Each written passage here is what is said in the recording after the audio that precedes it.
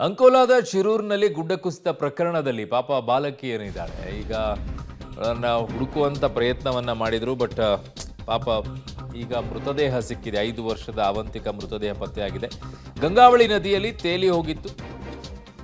ಮೃತದೇಹ ಈಗ ಲಭ್ಯವಾಗಿದೆ. ಅದು ಎಲ್ಲಿಗೆ? 3 ಕಿಲೋಮೀಟರ್ ದೂರದಲ್ಲಿ ಬಿದ್ದಂತ ಜಾಗ 3 ಕಿಲೋಮೀಟರ್ ದೂರದಲ್ಲಿ ಗೋಕರ್ಣ ಬ್ರಿಡ್ಜ್ ಬಳಿ ಈಗ ಅವಂತಿಕ ಮೃತದೇಹ ಲಭ್ಯವಾಗಿದೆ. ಕಾರಣ ಗಂಗಾವಳಿ ನದಿ ಉಕ್ಕಿ ಹರಿತಾ ಇದೆ, ತುಂಬಿ ಹರಿತಾ ಇದೆ. ಸೊ ಹಾಗಾಗಿ ಅಲ್ಲಿ ಬಿದ್ದರೂ ಕೂಡ ತೇಲ್ಕೊಂಡು ಹೋಗ್ಬಿಟ್ಟಿದೆ. ಈಗ ಶಿರೂರು ಕ್ಯಾಂಟೀನ್ ಮಾಲೀಕ ಲಕ್ಷ್ಮಣ್ ನಾಯಕ್ ಮಗಳು ಅವಂತಿಕ, ಈಗ ಒಟ್ಟು 6 ಜನ ಇದರಲ್ಲಿ ಸತ್ತಿರೋದು. 5 ಜನರ ಶವ ಪತ್ತೆಯಾಗಿದೆ.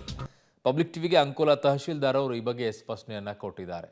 ಪಾಪ ಬಹಳ ನೋವಾಗತ್ತೆ ರೀ. 5 ವರ್ಷ ಪುಟಾಣಿ ಮಗು, ಇನ್ನು ಏನು ಪ್ರಪಂಚನೇ ನೋಡದೇ ಇರುವಂಥ ಮಗು, ಈಗಷ್ಟೇ ಸ್ವಲ್ಪ 5 ವರ್ಷ ಅಂತಂದರೆ ಈಗಷ್ಟೇ ಮಾತಾಡೋಕ್ಕೆ ಶುರು ಮಾಡಿ, ಓಡಾಡೋಕ್ಕೆ ಶುರು ಮಾಡಿ ಬೆಳೆದು ನಿಂತಿರುತ್ತವೆ. ಅದ್ರ ಜೊತೆಗೆ ಈಗ ಅದು ಈ ರೀತಿಯಾಗಿ ಆಗ್ಬಿಟ್ಟಿದೆ, ಇಡೀ ಕುಟುಂಬನೇ ಹೋಗ್ತಾ ಇದೆ ಅಂತಂದರೆ ಬಹಳ ನೋವಿನ ಸಂಗತಿ, ಬಹಳ ಸಂಕಟ ಆಗ್ಬಿಡುತ್ತೆ.